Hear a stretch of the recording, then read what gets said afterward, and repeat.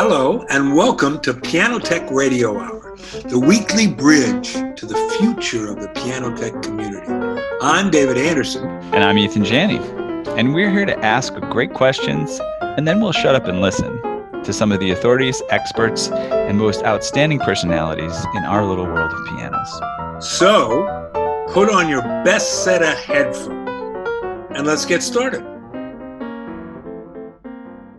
Come on in. Come on in, everybody. Everybody. Ron Engel. Hey, man. All right. Cy Schuster. Schuster, ladies and gentlemen. Yeah. Cyrus, is that right? Short for Cyrus? Absolutely. David Boyce. All the way across the muddy pond. We've also got Raymond Cugnio over there in South Africa. Clement and Mauritius, Clement Kanji and Mauritius in the Indian Ocean. Yeah, cool. Very nice. Good to see you all. Welcome. All right. Well, we'll start kicking us off today, and we're gonna get our little ritual started, and Daniel's gonna give you, the little promo up front and an introduction of our guest today, and then we'll launch right into it. Hey everyone, I just want to let you know that Piano Tech Radio Hour is being brought to you by Piano Technicians Masterclasses, an online educational resource that offers you cutting-edge instruction from piano industry masters without leaving your home. Find out more at www.pianotechniciansmasterclass.com/PTM2020. And actually, you don't have to put the last part at the end anymore. Just go to the website. We're renewing everything. Okay. Good to know. Give me 1 second here. Yeah. Just X'd out of a window I shouldn't have. Today we're very happy to have Glenn Treibitz with us. Treibitz. Sorry about that. Treibitz. And that's something a little about Glenn. In addition to running Hollywood Piano, Glenn is a trained music educator and has served as a pianist, vocal coach, musical director, and conductor for musicals, nightclubs, and cabarets. He's also an award-winning musical theater composer, lyricist, and librettist.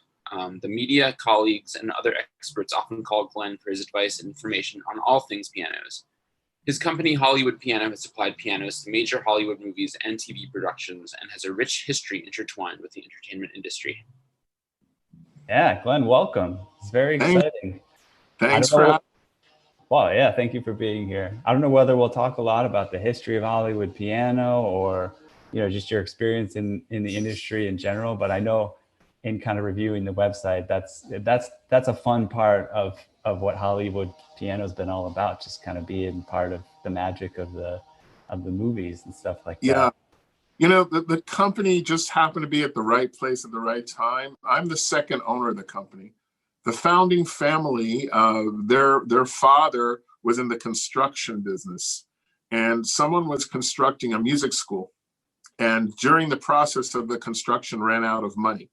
And he said, look, I'm going back to Buffalo. I can't pay you for the building, but I have all these pianos we were going to put in the building. I'll give them to you.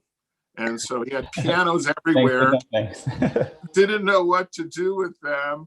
And somebody said, hey, mister, can you lease me one of those for $2 a month? And that's how it started. And then all those pianos got rented. And that happened to be in 1928 when sound came to the movies. So they just happened to be at the right place at the right time. And as they say in Hollywood, the rest is history. Yeah. Very cool. So, I want to welcome Glenn because he's a brother and a colleague and a friend. And there are dealers, and then there are dealers, as we all know, as piano technicians. There are dealers that you'd just as soon push their heads slowly under the water and watch the bubbles. And then there are dealers that really you can forge a real relationship with. And Glenn is certainly one of those. And I've worked for him a couple of different times. One in the late 90s for a while? Middle 90s. Yeah. Okay. Mid 90s. That's right. 95, 96, 97. Right, right. And then for the past 8 years, my partner and I have taken care of the Mason and Hamlins, the Grotrians, the Steingravers, the Estonias, some of the high-end Baldwins, just good pianos. And it's been an incredible relationship. And what I want to ask you first is, what's it like being a successful dealer in the age of COVID? You know, you've not only kept open, but you're opening a new store in Orange County. So what's it taken? What do you think it's taken? And why do you think you've basically not only survived, but thrived through this time? Well, we weren't open during the COVID. We were closed, but we were selling pianos every day, you know, by phone, by email. It was kind of crazy. We thought, hey, maybe we don't ever have to open. We just, you know, to give video presentations of the pianos and people will wind up buying them. But, you know, what it comes down to is during these times, a lot of people wanted to get back to music. Or they wanted to start for the very first time. So we sold an awful lot of, I hate to tell you guys, digital pianos, just because, you know, it's easy for someone, inexpensive. So, I mean, just crazy amounts. And you should probably know that every major manufacturer of digital pianos has basically sold out of anything under $1,500. None of them have a single piece of merchandise. Wow. And like Roland won't have anything for us, they said, till the end of August, the beginning of September. I mean, can you imagine? That's how many sold during the lockdown. So kids, this is what I'm telling you. The low end, this is what I've been telling you for 15 years in classes. The low end is going away. The low end of acoustic pianos is going away. And they who have the most skills is going to win for the next couple of decades and on. More skills you have, the more that you get a reputation of being able to voice and make a piano sing and really transform it with your work, the better you are. I just want to issue that Jeremiah ad right now one more time. I know you get tired of me saying it, but it's absolutely true. Well, I can tell you, David, as a piano store owner and someone who is a pianist and a composer and who's been around pianos their entire life and is very picky about pianos, I play every piano that we sell, or almost every piano that we sell. And when the technicians are done with it, I go and check it. And, you know, inevitably I'll always find, you know, that A above middle C that wasn't voiced properly. You know, it's like I walk up and it's like a dun, dun, dun, dun, dun, dun, dun. They're wondering, okay, what is he going to think of this? And of course I'll find the one note immediately that is just not voiced properly or sounds off. But, you know, I think in relationship to David's point, even the lower end pianos that we sell, we try to voice, regulate, and prepare. Now, I'm not going to tell you we spend as many hours, especially with David's hourly rate, on those lower end pianos, but we have to bring them up to a certain level. So anybody who has the skills to voice, especially regulate, and you know, there's so few guys out there who have really taken the time to voice well, and David is just spectacular at that, and he's trained other people to do it extraordinarily well. But you know, it's very important because number one, we want the piano to be as good as it can be, you know, based on the confines of the design and the way the design was executed. And that's not only, you know, for the customer, but it's for us, because when someone goes to a house that has a piano that we sold them, if it feels right, if it plays right, that's the source of additional business for us. So we want to make sure that the piano is as good as it can possibly be, and it doesn't matter what the level is. And Right. there is still a large market for lower priced acoustic pianos. The whole market hasn't gone to high end, but it's moving in that direction. Right. So it's funny when you ask dealers and piano technicians, so how many people in your area have the skills to make a piano really sound great in, 3, 4, 5, 6 hours? And, I always say 10%, but a lot of people are a lot more, 2%, 4%, 5%. So again, this is an incredible opportunity for piano technicians.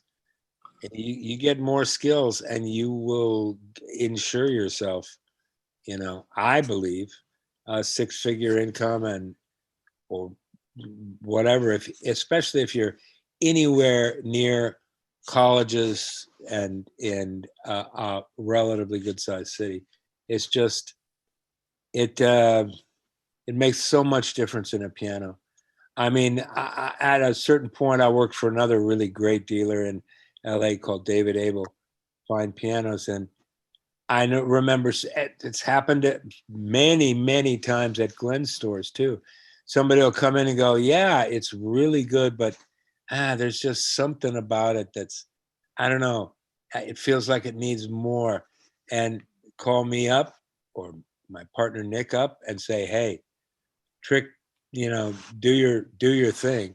And I will, or we will, and they'll come back and write a check. It's David, let me tell them about a Mason and Hamlin Concert Grand CC. Okay, so Mason and Hamlin sends us a CC Concert Grand for concert and artist work. And I guess it was a piano they had around for a while. And, they didn't give me the full story on it, but it went directly from their headquarters in Sacramento to the stage of the Nokia Theater, which I think is now the Microsoft Theater in LA. And it was for the Shenyang Performing Arts. And Shenyang invited me to the concert, and I heard the concert. And they had a Chinese opera and the piano accompanying it. And when I got back to the store, everybody was like, well, how was the Concert Grand Mason? I said, oh, it was the worst miking job you ever heard in your life. I mean, it was just awful. And then we finally got the piano after Shenyang was over, and it got delivered to us. And when I played it, I was like, oh my God, it's not the miking. This piano, it's a 9-foot piano. It sounds like a 6-foot piano. And I called David. I said, David, we got this Concert Grand. It's for CNA work. And I don't know what's wrong with it. And he said, oh my God, I hope there's nothing major, because I had a Mason and Hamlin Concert Grand I made them take back. And I've condemned 2 or 3 boards on Mason and Hamlin Concert Grand. So, Bruce and the boys were not happy with me. So he came and looked at this piano, and he did his magic stuff for 45 minutes and tapped here and tapped there. And then he said, you know what? This piano has what it needs. I'm going to put together a plan. I think this is going to be great. And he did. And it's the piano we've used in our recital hall, and everybody, no matter who plays it, they just love it. And this was a piano that, it came in and it was like, what? This doesn't sound like a 9-foot piano. So what he's able to do, I've seen very few people be able to take an existing piano and do that with. Dumb luck in one sense. You guys want to know what I did? The main thing I did? Say yes if you do.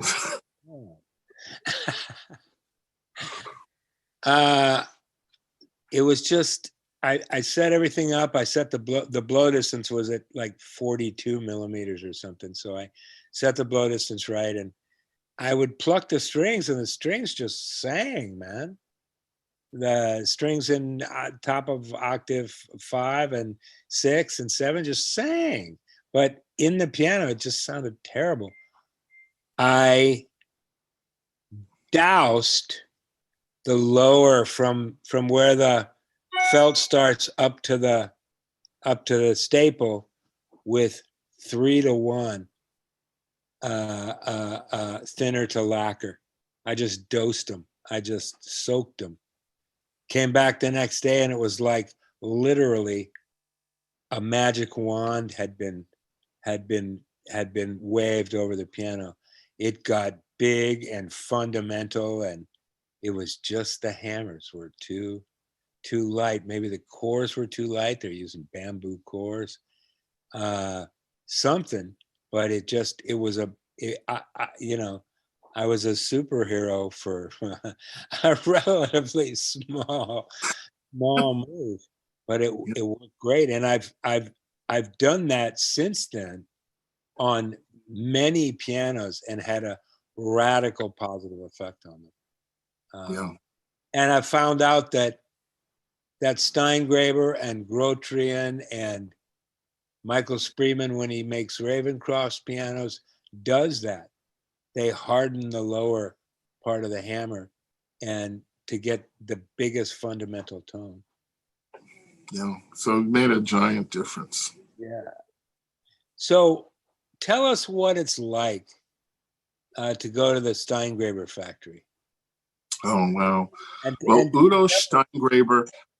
Yeah. Tell us like the set and setting of the Steingraber factory, which is insane. The Steingraber factory is in a building which was once the president's palace in Bavaria. So it's this old, amazing building, and it was kind of the center of power when Bavaria was its own country. And the only way I can describe Udo Steingraber, as he personally took me through the factory, is sort of like the Willy Wonka of pianos.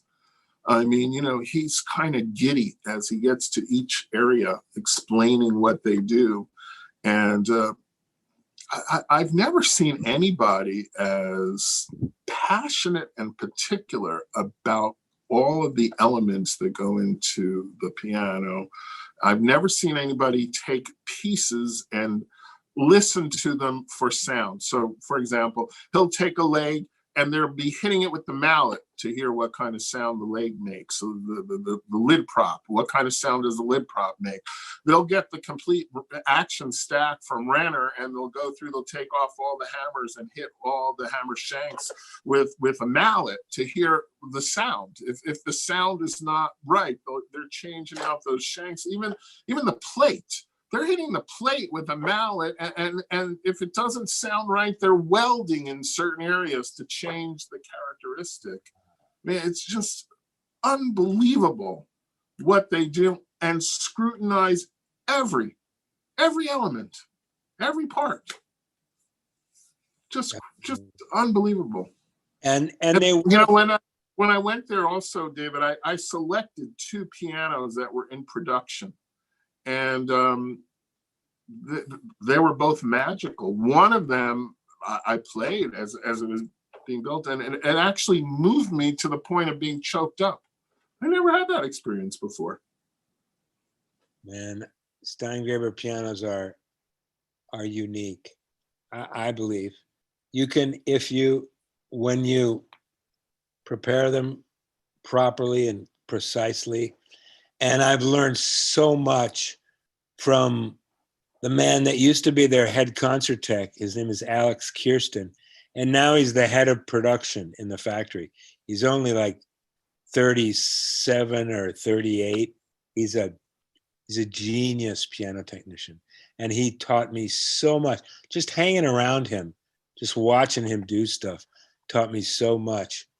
And it's just an incredible gift to watch really, truly masters way beyond me work on pianos. It's amazing. And these pianos so richly deserve, that level of of work. Talk about the Grotrian factory too, because those pianos now are just gorgeous. Grotrian is very fortunate because the gentleman who's running the factory is someone you guys might know, Stefan Gretzka, who had spent the last 10, 12 years at the head of Kluge. And now he's in charge of Grotrian. And his goal at Grotrian is to get up. He told me he wants to get to the Steingraber level of quality. So they've undertaken a complete reorganization of the factory. They've reduced the amount of pianos they make so they can focus on making each one, you know, perfect, wonderful, etc. They make a phenomenal concert grand, and basically we can't hardly get them here in the US because the Russian conservatories buy everything they can possibly make. We did get one, and then you mentioned Alex. Alex came to prep some Steingrabers in our store, and he happened to touch the Grotrian concert grand and then gave David a list of things he needed to do to that. This guy is amazing. You know, he touches a piano and can understand what to do, like we just breathe in and out or drink water. So Grotrian is doing some phenomenal things. And I also visited in Germany the Steinberg factory. I was very impressed with what they're doing too. That's in Eisenberg, Germany. And tell us what the Steinberg essentially is. It was like the first really well-selling, well-known, what we call a hybrid piano, correct? Yes. So, you know, it's a combination of Chinese and German. You know, they get partially built pianos there and they finish them in the factory there. They do a pretty good job. They do. Because they're using, especially now. And I want you to talk about this special, the special division of Pearl River that just started up with a true hybrid piano. They're using, get this, they built a whole new wing on the factory or building on the factory to do just these hybrid hand-built pianos. Yeah. And so Stefan Moher, who is the right-hand guy for Luther Thoma, he was his protege, and he's in the factory overseeing the production of this sort of hybrid European/Chinese labor built piano. right. Only the very, very best materials, Renner actions, Kluge keyboards, you know, phenomenal parts, and they're building them in a separate factory or section of the factory, a la what Kawai does with Shigeru Kawai. You know, it's a totally exactly right. separate thing. Hardwood rims, Yeah. sand cast plates, either Bolduc or Sarisa soundboards, Bolduc pin blocks. It's like, it's a serious piano. I'm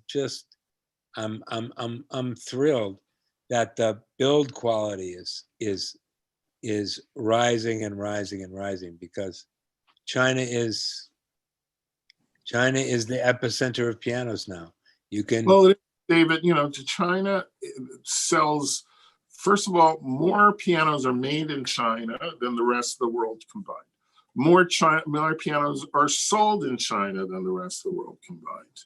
So, I mean, and Chinese are very particular about pianos, and anybody who's worked with Chinese customers understand that they're very particular. So Chinese companies, which once were the hallmark of low-priced introductory pianos, well, they can't compete on that anymore. They've got to compete on quality because there's so many of them, you know, that the ones that make low-price quality, they're kind of left behind, and they're forced to just be in the domestic market. Anybody who's exporting, as Larry Fine has said in his book, you know, where he once felt he needed to be the arbiter of quality when we had a lot of questionable quality being made here, like American Aeolian in Memphis, Tennessee, and some of the stuff that Kimball was doing in Indiana. And Larry has said in his book, he said, you know, I can't really be the arbiter of quality because everything that's being imported to the country now is okay. You know, it's various levels of things, but it's not like years ago where there was, you know, junk being made in some factories. Yeah, I'd like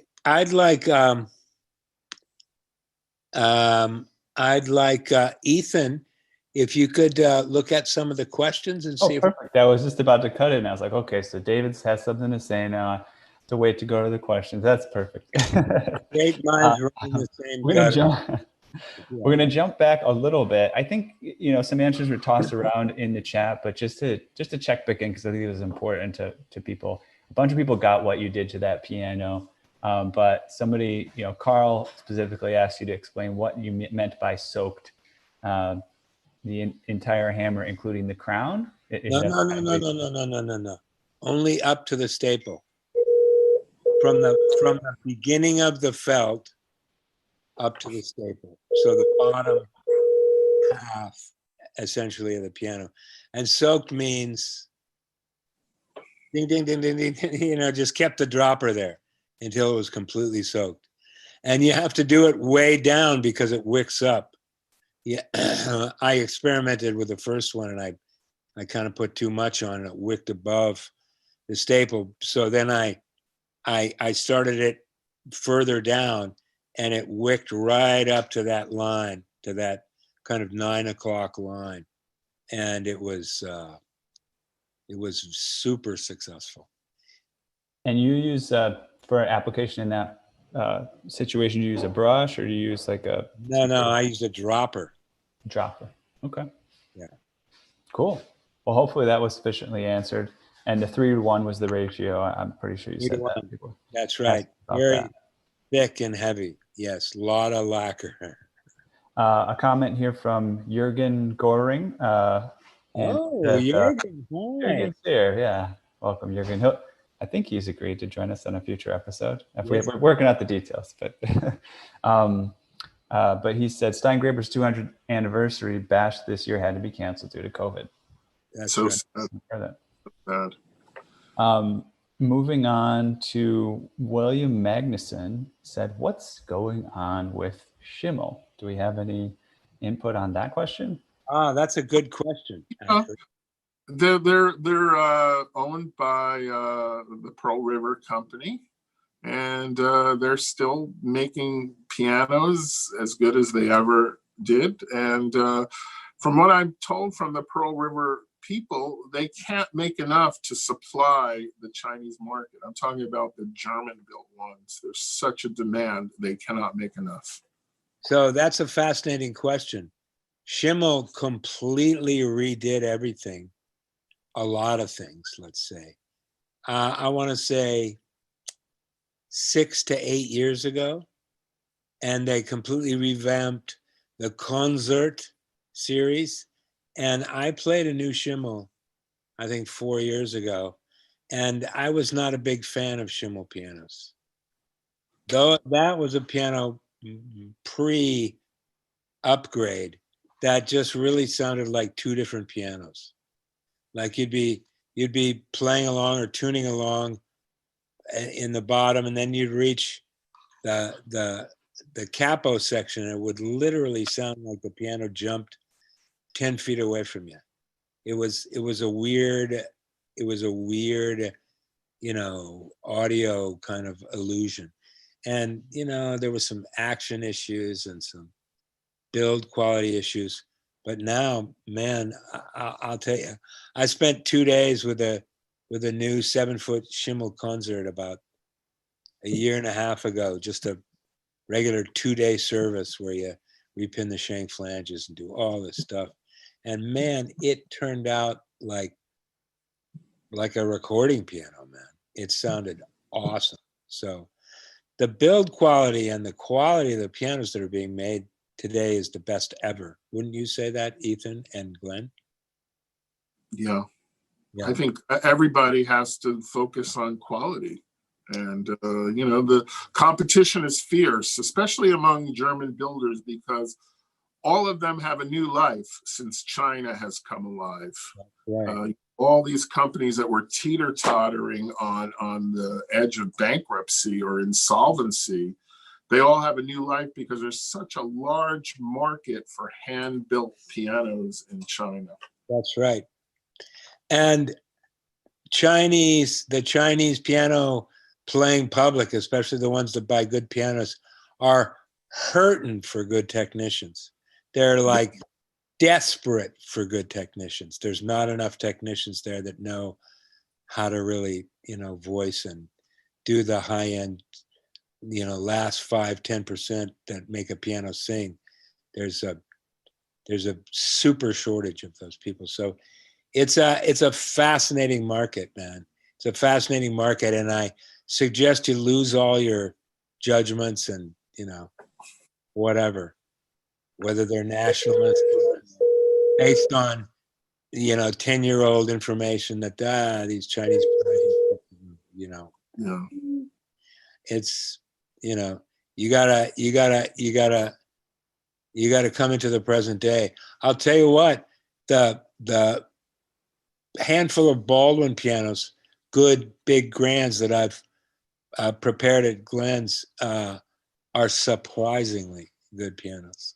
I would You say. know what, David? Let me tell everybody a story about that. When I first got the new Baldwins in, I was very impressed with them, and I said to David, I'd like you to prep these. Can you play this? Tell me what you think. He said, I don't like Baldwin. I said, well, I want you to see what you can do in prepping this. And then he sat down, he played. He said, oh my God, Yeah, it's I better exactly stop right. bad mouthing Baldwin. Yeah. And right. so what's interesting is, on the subject of Baldwin, they have recreated all of their American designs in their factory, in the Gibson Baldwin factory in Zhongshan, China. So all of the pianos that they formerly made in the United States, I'm talking about the verticals, are all being made there now. And I have to tell you, having sold their product years ago and having now sold the new iterations of them, the quality control out of their Zhongshan factory is so consistent. And we never, in all the years I sold them prior, we never got that kind of consistent quality from the American factories. Sad to say, but true. That's exactly right. When I started to prep that Baldwin, it was like, wow, all of the key travel is exactly 10.15 millimeters. All of the aftertouch is this little nice, just that satisfying, small and basically pretty close to the same, even between the sharps and the naturals, which is difficult, as you all know. It's difficult to get the aftertouch exactly the same on all the keys. So I was like, wow, mated the hammers to the strings, and they were very close. This is a high level of regulation for a factory, This is, I mean, I was first grudgingly admiring, and then just like, wow, these guys are doing it. So my preconceived notions of, what Chinese pianos are or can be are pretty much out the window now. I'm open.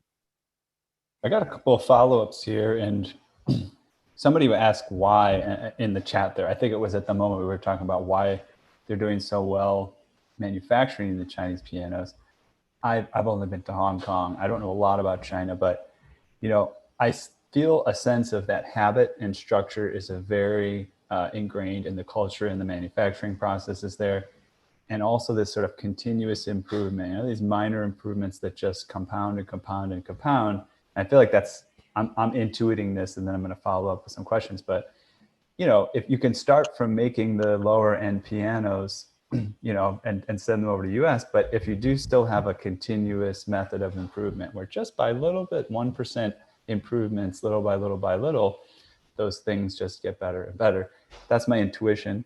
I'm curious, two questions I want to follow up with Glenn. One, do you think I'm right with that? Number two, in terms of just the Chinese market now being so robust at the moment, do you have a sense or an intuition of, is that going to somehow have its own arc, or is this something that's here for a longer period of time, or is it going to fade away at a certain point? What exactly? I know there's a strong cultural impetus to learn piano over there. Yes. But yeah. So what are your thoughts about, why in China, why are they doing so well? And also, how long do you think this is going to last over there? Well, it's a cultural thing, and Chinese parents put a lot of importance on music education, the way American parents did, say, 30 years ago. But they really get it. They understand that the kids do better. And, for a Chinese parent, it's not, a choice of the kid. It's like, you're going to play the piano. You're going to play the violin. Oh, you don't want to play? Too bad. That's the attitude. So, it's ingrained in the culture, it's kind of that tiger mom thing.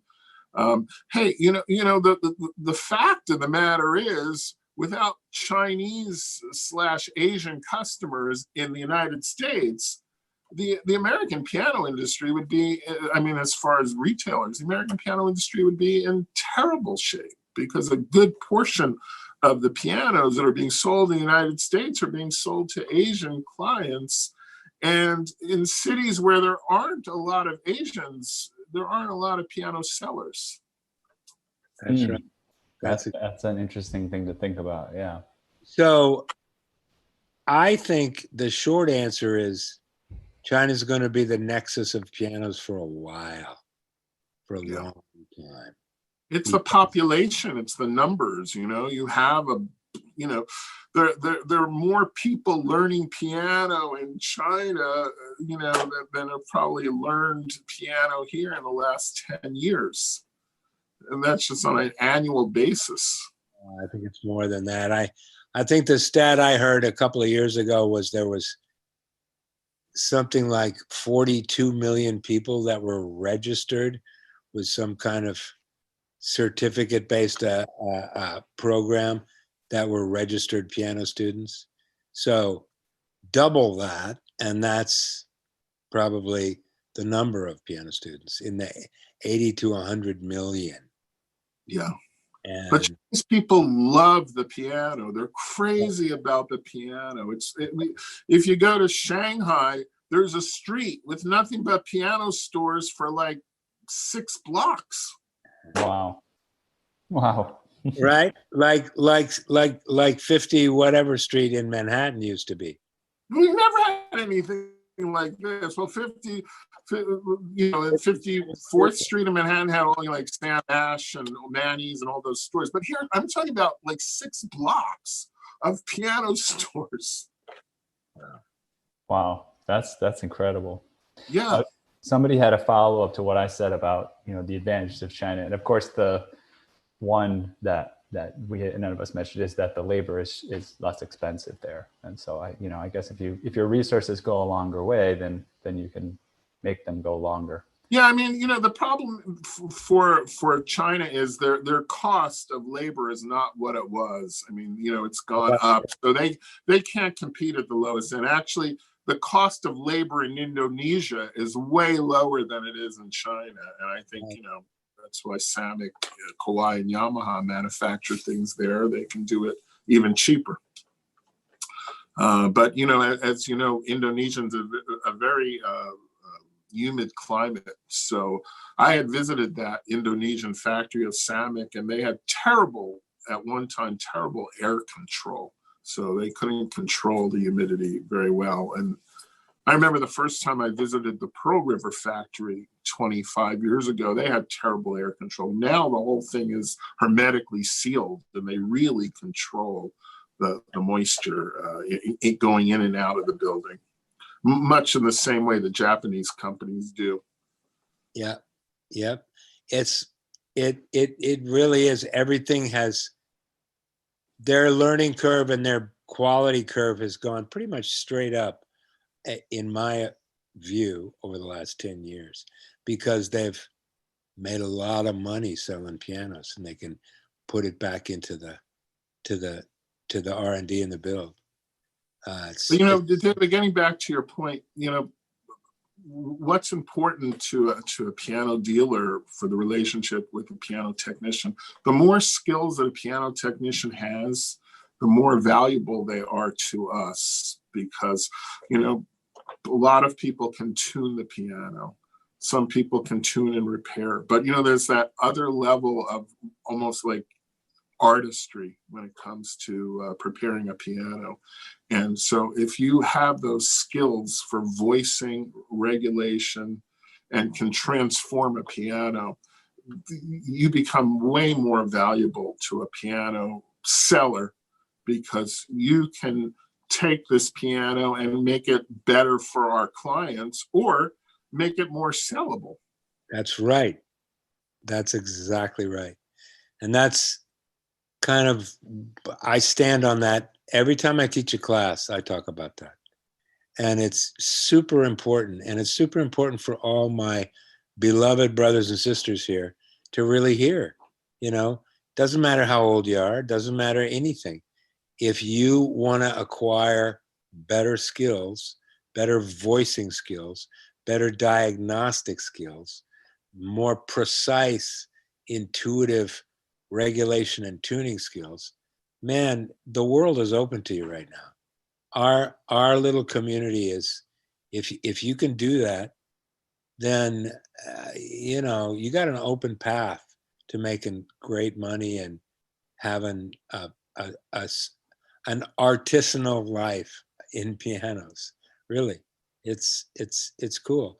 There's all kinds of, you know, yeah buts. You know, yeah, but I'm out in the boondocks. Yeah, but this. Yeah, but that. Yeah, but I'm 60 years old. Yeah, but that's just resistance, man. You know, the reality is, the better you feel about your work, the better you feel about your work, the better you feel about you, the more both power and humility you get. The better you get at this, the more you realize, Jesus, I don't know much, you know? That is the truth. The better I get, the more I develop my skills, the more I really humbly realize, wow, I just have a long way to go. And I know a teeny, if it's an ocean of piano technology, I know this little bay, you know, that you can look across. That's what I know. So, anybody else have any questions? Yeah, I got some stuff to come through with here. First of all, if I were watching this and then I heard you talking about voicing, and I heard, you know, Glenn talking about voicing, and then I saw me put what I just put in the chat, which is Piano Technicist Masterclasses has a lot of classes on voicing, great classes on voicing, including some that David talks about. I'd be suspicious that we were all just kind of planning to promote Piano Technicist Masterclasses. So, I mean, you can be, but I think cynical people use. None of this is planned, but we do have some great classes on voicing. So if you want to learn something from home, check it out. Moving on to, I'm going to get to this interesting John R. If there's any more to your question in this, he's placed a piece of paper with his question in his video. I'm going to get to that in a second. So if you want to reposition your paper so that all the text is visible. But it's just a kind of a fun question coming from someone a little bit earlier was, what's the story with that artwork in the background that comes from Pat? Is that a poster she can get? It looks like some sort of knitted, what is that artwork in the back? That's you know, that's a tapestry. I was in downtown Burbank one day, and there was a fabric store that had this fabric. That's and, amazing. You know, I said, hey, can you make me something to hang on the wall? Which they did. And then I made a second one. So I've had this thing like 25 years. Wow, dude. Yeah. Nice. You make like a dress out of that or something. That'd be pretty crazy. This is an interesting question from David. Um, Do you want me to read it? Or the question is why the U.S. labor is incapable of this level of production at this point. What is the relative pay for piano factory workers? You know that? I don't think I think it's not a question of being incapable. I think it's just a kind of a mindset of American workers and management in the past. We don't really have any current examples. But I think that we in America can make things as good or better than any place else. I mean, look at a company like Tesla and what they're able to manufacture. Yeah. So I think that there was a mindset in this country at one time where we made things that were just good enough, like our automobiles and our pianos and many other things that we no longer make here. And if we had the mindset to make them as good as we could make them, I mean, the few remaining companies like Steinway and like Mason and Hamlin have tried to increase quality. And, I would say to anybody, if you ever get to Haverhill, Mass, take the Mason and Hamlin tour, because it's really quite something to see the level of care and that they put into the building those pianos here, proudly build them here in the USA. So I don't think it's a question of us not being able to do it. I think that when we did it, the mindset was different. I think if we did it today, it would be a whole different story. But then, then it comes to the economics of the cost of our labor here and can we compete? That's right. And it also, with one of our two major piano makers, the mindset sometimes, I think, is, well, just put them out there and let the stores prep them. And I've been called in on a number of new pianos from the New York manufacturer, and they're just really, they're not finished anywhere near the quality that the high-end Chinese pianos are, or the high-end, or most German pianos are. They're just not. And I don't know, I don't think that's a lack of skills. I don't know what it is. Maybe somebody here knows better than I do. One of this cohort of beautiful piano technicians knows better than I do, but I don't know what that is. Jürgen said cost of labor in Germany is much higher than in the US. Yeah, I know. And every German piano I put my hands on, and Estonia as well, comes out of the factory pretty amazingly well. I don't have to do 2 days of work on it. I have to do about 4, 5, 6 hours of work on it. And that's just because it came across in a crate on a plane or on a boat, but usually a plane nowadays. And it shook up and jostled and different microenvironments and stuff. It's not because they didn't do the best they could at the end of the line. So I'm going to jump over here to John R.'s question, which he left on in his image here. It says, here he goes. Are hybrid pianos the next new thing? I hear a lot of talk about hybrid pianos being the next new thing, and yet I believe there's some confusion as to what a hybrid piano actually is and whether or not it could be used as a piano alternative in serious education. Hybrid cars, it refers to an alternative power source providing some advantage in energy. And there's other kinds of hybrid vehicles. There's gas. We assume that hybrid is a gas or electric for a vehicle. And he's just kind of, with the rest of what he's written there, asking, what is the advantage of hybrid? Why are we putting digital and acoustic together? And does it make sense or doesn't it? Yeah. Ethan, I think there are two sorts of hybrids here. So the hybrid that David was referring to earlier was the hybrid of a European and Chinese company coming together to create a hybrid European / Asian piano. But I think what the gentleman is referring to are digital pianos that have acoustic piano's parts in them.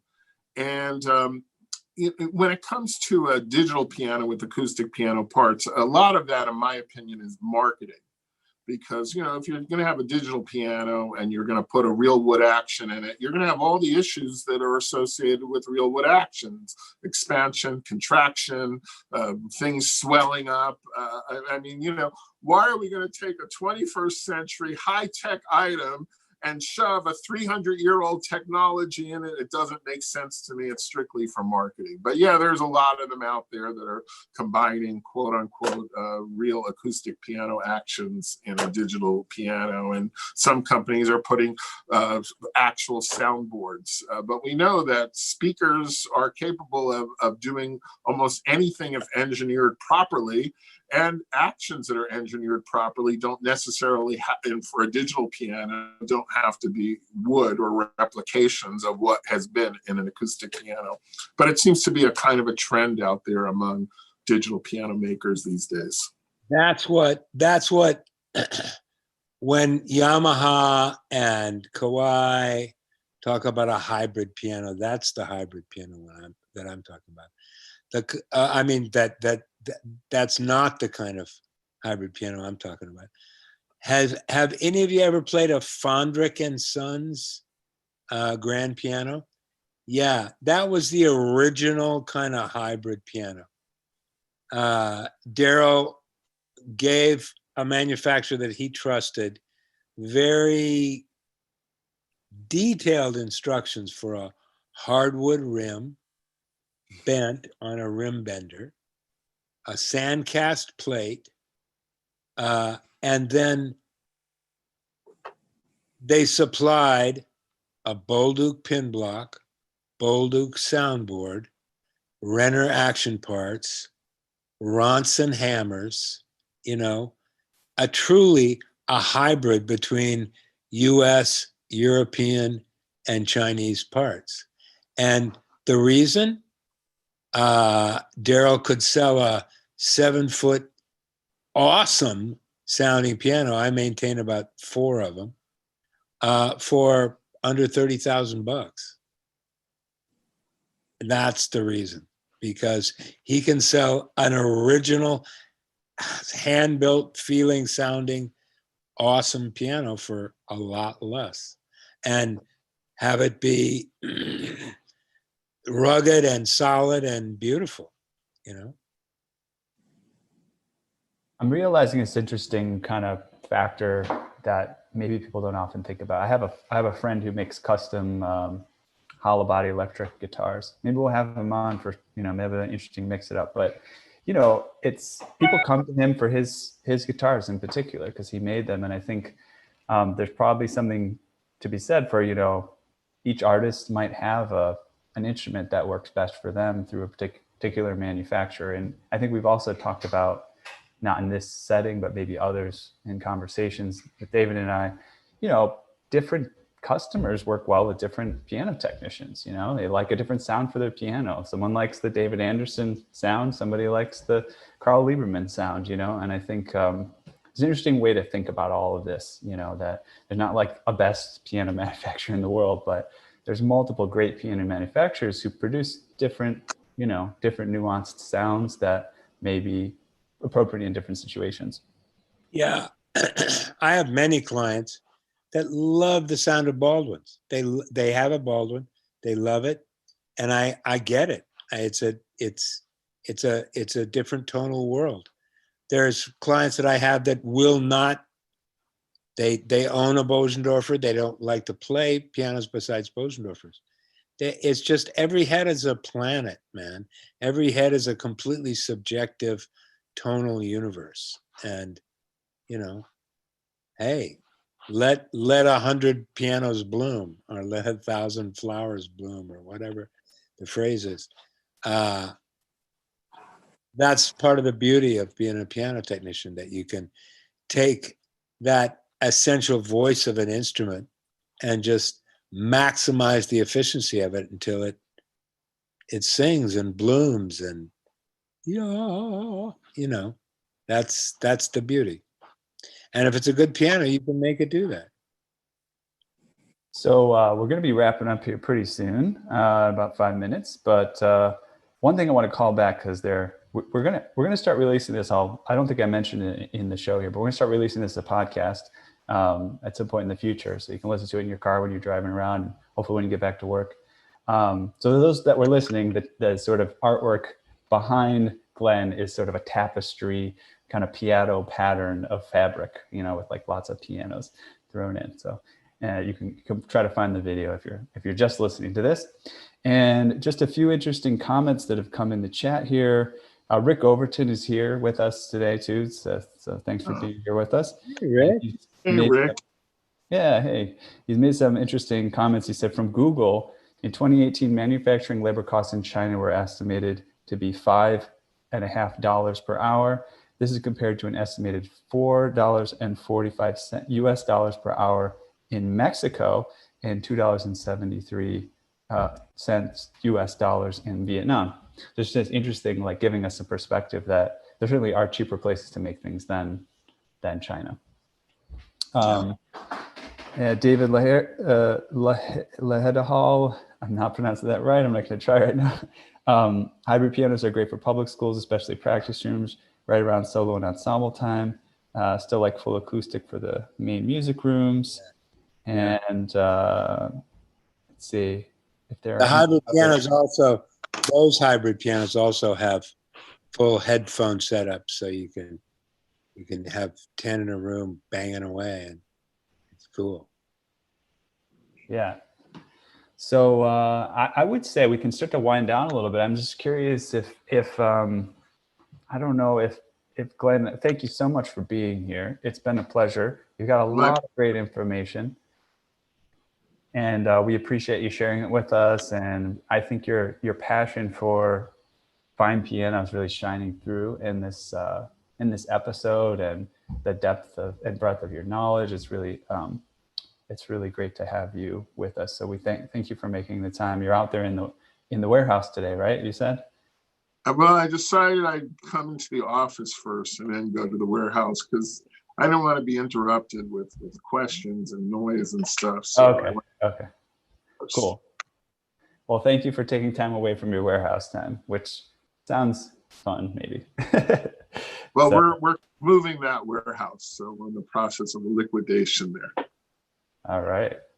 Yeah, it's so great also to see you among the people that's taking a tough time, as David said, and just leveraging it how you can, being creative, taking something that can kill you and letting it make you stronger, as they say. So yeah, that's very inspirational, I think for all of us.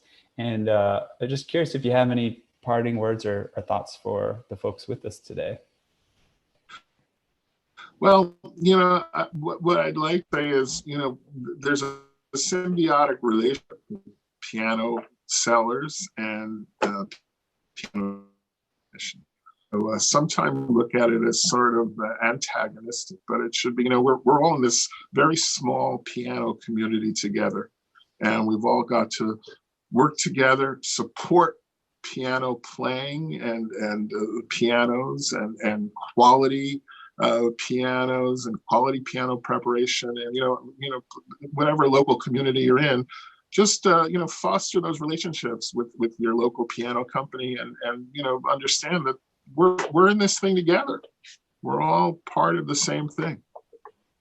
Yeah, I think that's a great attitude. Thank you, Glenn. Yeah, thank you so much.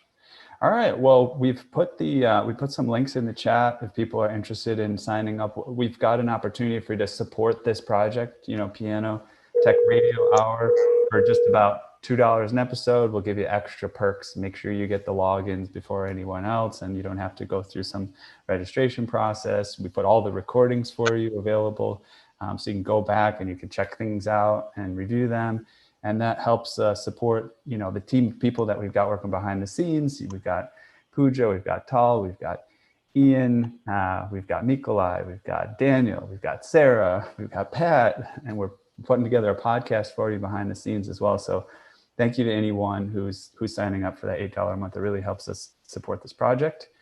And feedback form is also linked to in the chat there. So fill that out. That helps us change and grow and make things better and better as we go. So without further ado, we'll basically sign off. Any last words from you, David? Just, this is a continuing source of joy for me. And I'm blown out every Saturday that, dozens and dozens of people show up. And I'm very grateful. I'm very grateful to be in my little quarantined world and be able to see all your lovely faces and nerd out in one of the places I'm a complete nerd, which is in pianos. And Glenn's a nerd. I know that beyond a shadow of a doubt. And so here we are, kids. So thank you so much. And I'll see you next week. Do we know who's going to be on next week, brother? Yeah, we do know who's going to be on next week. We're getting our shit together. We're getting our shit together. I think we swear on this show. It's awesome. Yeah, but we've got Tim Barnes from Gazelle next week. Oh wow, he's a pretty interesting character, and he knows about putting a good system together for your business. And we'll see if you've got any ideas what you want him to talk about. You can message us and say, hey, I want him to talk about this business, whatever aspects of business might be appropriate for him. But yeah, we'll have him on next week, and we're lining up some other great folks down the line. So it's going to be exciting. We're going to keep going with this. Beautiful. Continue. All right. See you guys next week. Thank you very much. A couple of things, David. Make sure not to close your browser until that audio is finished uploading. You got it. Stopped recording. But yeah, just keep that open. And Daniel, don't sign off because you're the host. I'll reclaim the host. But we're pretty much done. I'll start heading off offline on Facebook and YouTube, and we'll start saying goodbye to people. Bye, guys. Hey, see you later. Thank you so much. Thank you so much for giving us an hour of your time. Remember that you can catch us live online every Saturday at 2 p.m. Eastern Time. That's right. Go to pianotechradio.com to register so you can interact live and ask questions of our guests. See you next week.